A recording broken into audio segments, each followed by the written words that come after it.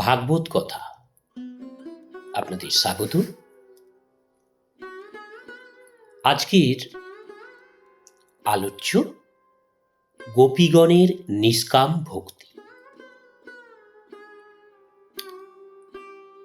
শ্রীকৃষ্ণের নির্দেশে উদ্ধবজি বেদান্তের তত্ত্বজ্ঞান উপদেশ দ্বারা গোপীদেরকে সান্ত্বনা প্রদানের জন্য গোকুলে আগমন করলেন। উদ্ধব আত্মজ্ঞানী এবং তত্ত্বজ্ঞানী, তার মধ্যে কিছুটা সূক্ষ্ম অভিমান ছিল। তিনি গোকুলে পৌঁছে গোপীদের বললেন, ব্রহ্ম নির্গুণ, নিরাকার, আত্মাই ব্রহ্মস্বরূপ। চোখ বন্ধ করে সেই নিরাকার জ্যোতির ধ্যান করো। গোপীদের সঙ্গে যখন উদ্ধবজির সৎসঙ্গ হল, তখন উদ্ধবের সকল জ্ঞান অভিমান গলতে শুরু হলো এবং পরে সেই অভিমান দূর হয়ে গেল। উদ্ধবজি গোপীদের চরণে বন্দনা করে বলেছিলেন, বন্দে নন্দ ব্রজস্ত্রীণাম পাদরেণুমভীক্ষস। একজন গোপী উদ্ধবকে বলেন, হে উদ্ধব, আমি তো কোনো লেখাপড়া করিনি, কিছুই জানি না। আপনি বলছেন যে চোখ বন্ধ করে জ্যোতির ধ্যান করো, আত্মা ব্রহ্মেরই স্বরূপ। ঠিক আছে, কিন্তু কি করি? আমার চোখ যেখানে যায় সেখানেই আমার কৃষ্ণ দর্শন হয়। অনেক সাধক চোখ বন্ধ করে বসার পরে জ্যোতি দর্শন করেন, কিন্তু চোখ খোলার পরে জগৎ দর্শন করেন। মনে করে নিতে হবে তাদের জ্ঞান এখনো পরিপক্ক হয়নি। আর একজন গোপী বললেন, উদ্ধবজি, আপনি মথুরা থেকে শ্রীকৃষ্ণের সংবাদ নিয়ে এসেছেন, কিন্তু আমার কৃষ্ণ তো আমার সঙ্গেই রয়েছেন। মথুরার শ্রীকৃষ্ণ হয়তো অপর কেউ। আমি আজ সকালে শ্রীকৃষ্ণের মধুর বংশীধ্বনি শুনেছি, কদম্ব বৃক্ষে আমি শ্রীকৃষ্ণকে দর্শন করেছি। অপর এক গোপী বললেন, উদ্ধবজি, আপনি বলছেন যে মথুরা থেকে শ্রীকৃষ্ণের সংবাদ নিয়ে এসেছেন, কিন্তু গতকাল যমুনার তীরে শ্রীকৃষ্ণকে আমি দর্শন করেছি। সেখানে অনেক সময় কেটে গেল, ভাবলাম কাছে অন্য কোনো সখী নেই। জলের কলসটি আমার মস্তকে কে উঠিয়ে দেবে? তৎক্ষণাৎ ভাবনা হলো, আমার কৃষ্ণ তো রয়েছেন, আমি একা কোথায়? উদ্ধবজি, আপনি বলছেন যে ব্রহ্ম নিরাকার। নিরাকার সাকার এটা আবার কি?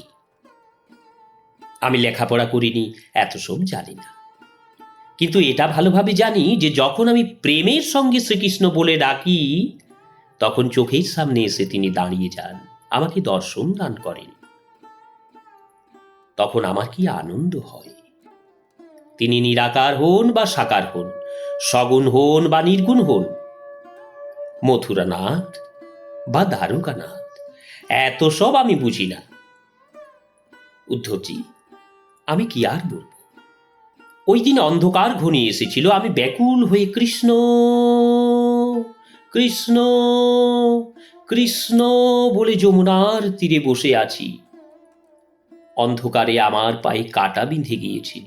ভাবলাম, এই অন্ধকারে আমার পায়ের কাঁটা কে বের করে দিবে? উদ্ধবজি, কি আর বলবো? আমার শ্যামসুন্দর কৃষ্ণ ওই সময় দৌড়ে এসে আমার পায়ের কাঁটাটি বের করে দিলেন। আমি জিজ্ঞাসা করলাম, তুমি তো মথুরা চলে গেলে, কবে এসেছ? তখন শ্রীকৃষ্ণ বলেন, ওহে গোপী, আমি তো মথুরা যাইনি, আমি তো তোমার সঙ্গেই রয়েছি, তোমাকে ছেড়ে আমি থাকতেই পারি না। ভক্তকে ছাড়া ভগবানের ভালো লাগে না। একবার ভগবান যাকে আপন করে নিয়েছেন, ভগবান হতে কখনো তার বিচ্ছেদ হয় না। তখন উদ্ধবজির অনুভব হলো যে প্রত্যেক গোপীর সঙ্গে যেন সত্য শ্রীকৃষ্ণের এক স্বরূপ রয়েছে। তখন অপর এক গোপী পুনরায় বললেন, উদ্ধবজি, আমার তো মনে হয় যে মথুরা শ্রীকৃষ্ণ হয়তো অপর এক শ্রীকৃষ্ণ। গোকুলের কৃষ্ণ, গোপীদের শ্রীকৃষ্ণ তো সদ্য গোপীদের সঙ্গে সঙ্গেই রয়েছেন। যশোদা মা তো শ্রীকৃষ্ণকে প্রেমের দ্বারা বেঁধে নিয়েছিলেন।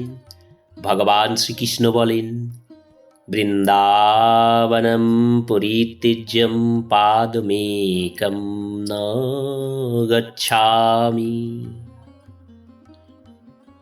ভক্তি যখন অতিশয় বৃদ্ধি হয় তখন ভেদ বিনাশ হয়ে যায়। বেদান্ত গ্রন্থে ভেদকে নিষেধ করা হয়েছে। বেদান্তের সিদ্ধান্ত হল এক ব্রহ্মতত্ত্বই সত্য, বাকি দৃশ্য বস্তু সবই মায়ার বিলাস। মায়া দ্বারা চিত্র বিচিত্র সংসার ভাসিত হচ্ছে, আর বৈষ্ণব শাস্ত্রেও ভেদ বিনাশ হয়ে যায়। আরম্ভে যদিও ভক্ত এবং ভগবান ভিন্ন, কিন্তু ভক্তি অতিশয় বৃদ্ধি হলে ভেদ বিনাশ হয়ে যায়। ভক্ত নিজ ভগবান হতে পৃথক থাকতে পারে না, এবং ভগবানও ভক্তকে ছেড়ে থাকতে পারেন না। উদ্ধবজি স্পষ্ট অনুভব করেছেন যে প্রতি গোপীর সঙ্গে শ্রীকৃষ্ণ বিরাজমান। বহিরঙ্গে শ্রীকৃষ্ণের সঙ্গে গোপীগণের বিয়োগ হলেও অন্তরঙ্গে বিয়োগ হয়নি, নিত্য সংযোগ রয়েছে। ভগবানের প্রতি গোপীগণের নিষ্কাম ভক্তির ফল এই। নিষ্কাম ভক্তি ভাগবত শাস্ত্রের প্রতিপাদ্য বা মুখ্য বিষয়। ভক্তি প্রেমে যাদের হৃদয় বিগলিত, শ্রীকৃষ্ণের সঙ্গে মিলনের জন্য যারা তন্ময় হয়ে আছেন, তারা ভগবান হতে মুক্তির প্রার্থনা করেন না। তারা মনে করেন যে মুক্তি তো ভক্তির দাসী, মুক্তি ভক্তির পিছনে পিছনে গমন করে। ভক্তের ভাবনা হলো, যেমন যোগ্যতা প্রাপ্ত না হলে পিতা তার পুত্রকে কোনো ধন সম্পদ প্রদান করেন না, কিন্তু পুত্র উপযুক্ত হলে পিতার সব কিছু পুত্রকে প্রদান করেন। তদ্রূপ ভক্তের জন্য যখন যা কল্যাণকর তা ভগবান স্বয়ং প্রদান করবেন। তিনি অন্তর্যামী, তার কাছে যাজ্ঞা করার কোনো আবশ্যকতা নেই। রাধে রাধে। আজকের পর্ব এখানেই বিশ্রাম নিচ্ছি। আসব পরবর্তী পর্ব নিয়ে। ভগবান বিচারপূর্বক ধন প্রদান করেন। চ্যানেলে যারা নতুন তাদের অনুরোধ জানাবো চ্যানেলটি সাবস্ক্রাইব করে ভাগবত কথার ধারাবাহিক পর্বগুলো শ্রবণ করুন। হরে কৃষ্ণ।